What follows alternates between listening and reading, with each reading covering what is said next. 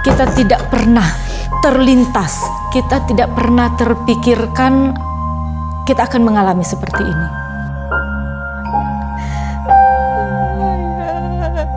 Masih seperti tidak percaya kalau itu terjadi pada kami.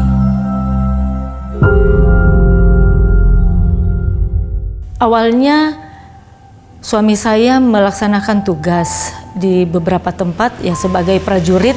Pulang dari sana memang dia sudah mulai merasa tidak enak badan seperti masuk angin.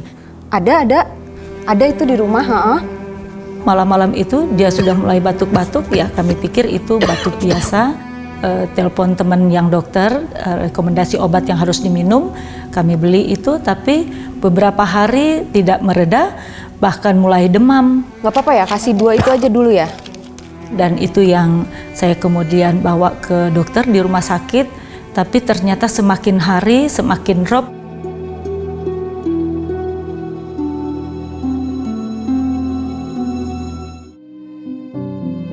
Ya memang kita sudah dengar-dengar dari medsos gitu ya, baik TV, bahwa sekarang lagi terjadi pandemi. Tapi kita merasa bahwa itu kejadian yang ada di luar negeri, tidak ada di Indonesia.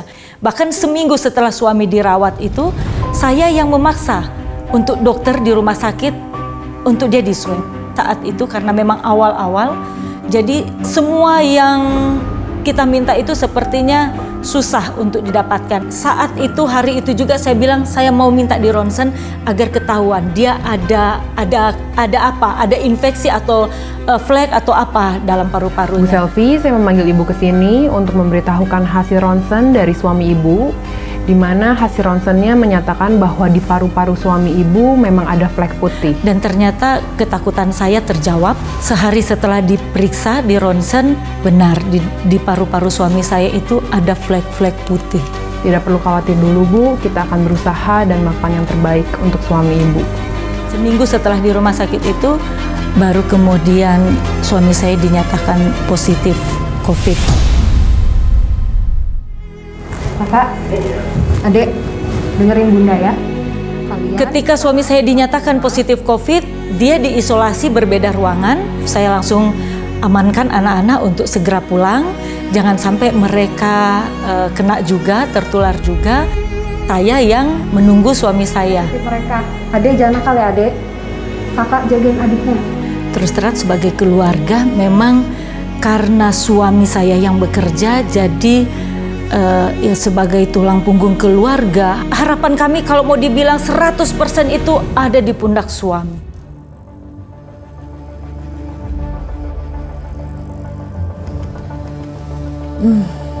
Bun. Ketika dia diisolasi sendiri, dia memang ngedrop sekali. Dia ngedrop banget. Saya pun di ruangan yang berbeda, kami tetap kontak. Tapi ada beberapa hal yang saya merasa saya kasihan. Saya harus berada di samping dia karena kesulitan untuk dia mau makan, dia mau minum. Tim dokter juga takut untuk dekat-dekat dengan dia, jadi sedikit lambat untuk penanganan ke suami saya. Saya minta sama tim dokter untuk lebih baik saya yang ada di situ, toh juga saya positif. Tapi pada saat saya disatukan dengan suami saya, yang harusnya saya membantu dia, saya juga ikut ngedrop karena saya juga udah mulai merasa yang tadinya saya tidak demam, saya udah mulai demam.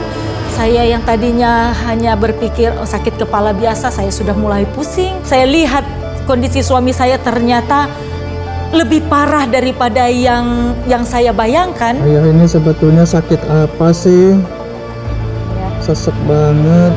Saya langsung tunjukkan gelang supaya dia tahu bahwa kita ini pasien COVID.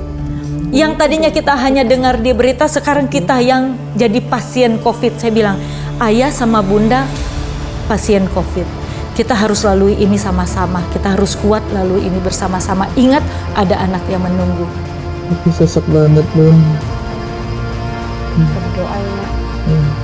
Nyanyiin ayah ya, doain ayah. Sore kami dipindahkan dan sepanjang hari itu dia gelisah. Setiap 5 menit dia minta saya berdoa. Dia minta dipeluk, dia minta nyanyikan lagu rohani, dia minta berdoa terus, dia tanyakan apa yang ada dalam hati saya, pikiran saya, itu terus yang dia ulang-ulang. Dan di jam 6 itu yang saya sudah lihat dia ngedrop banget, saya udah melihat dia sudah semakin susah untuk bernapas. Saya berdoa di luar, saya menangis di luar, saya tidak mau lihat dia. Dia sempat manggil saya di luar, saat itu saya udah nggak mau lihat dia lagi. Saya meraung-raung di luar, dia berjuang di dalam, saya berteriak. Di luar saya menangis, saya dilihat di CCTV oleh tim dokter ya, perawat. Baru para perawat masuk, tim dokter masuk, itu pun lama karena mereka harus memakai APD. Dan mereka lihat bahwa suami saya mungkin juga memang sudah memerlukan pertolongan medis.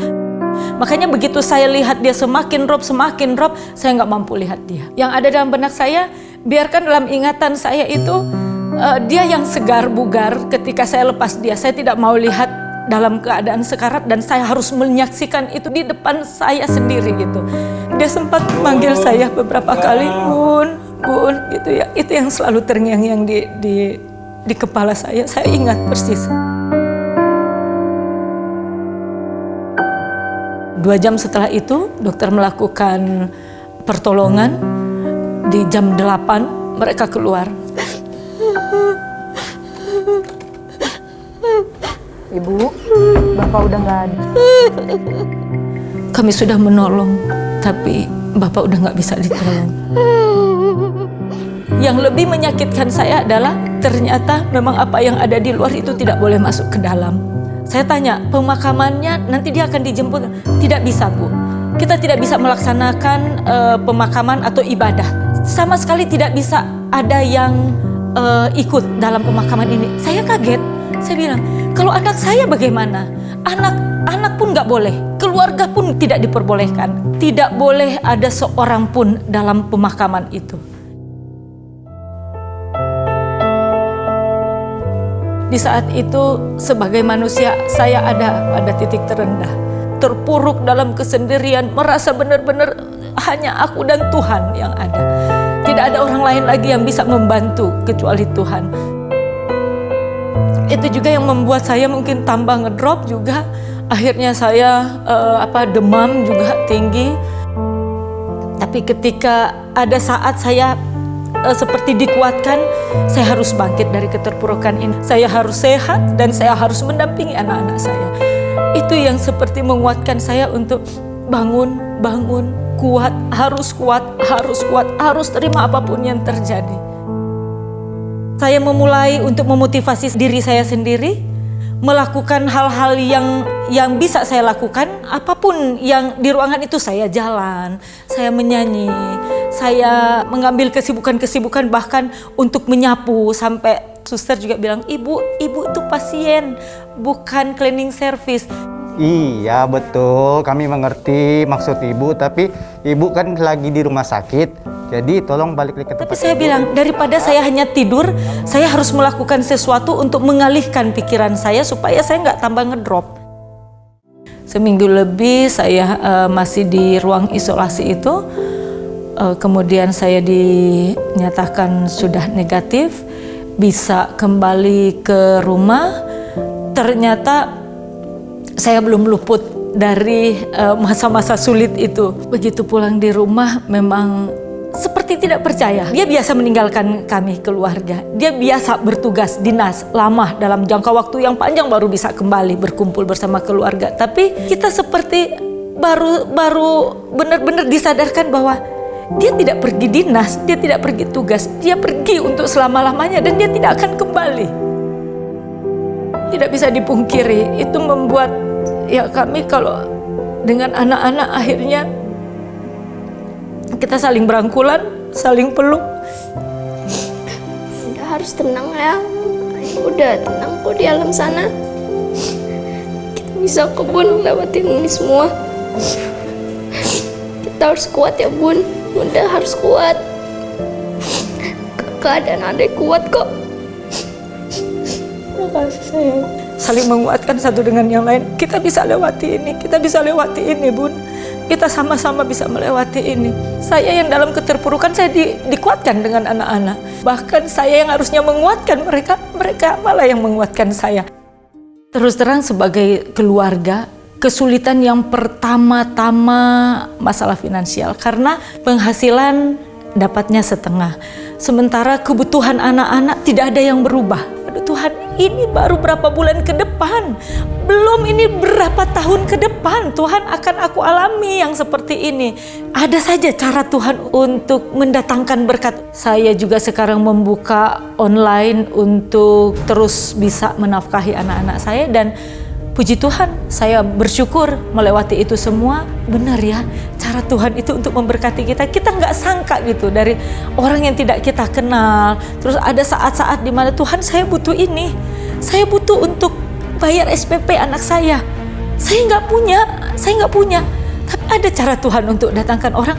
Tiba-tiba baju ada yang beli dengan melihat tayangan-tayangan yang ada di Facebook. Saya jual baju.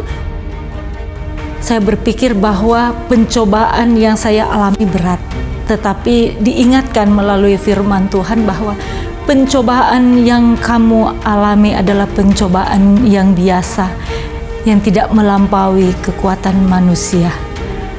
Tuhan mau mengingatkan bahwa ketika saya secara pribadi menaruh pengharapan saya kepada suami saya, ternyata Tuhan bisa membalikkan semuanya itu. Tuhan mau menunjukkan bahwa Dia yang punya kuasa. Dia bisa membolak-balikkan apa yang menjadi rencana dan rancangan saya. Dan itu sudah Tuhan buktikan. Saya sebagai manusia punya banyak rencana, tetapi pada akhirnya keputusan Tuhanlah yang terjadi. Tidak ada seorang pun yang bisa membantu kita, menolong kita selainnya Tuhan sendiri.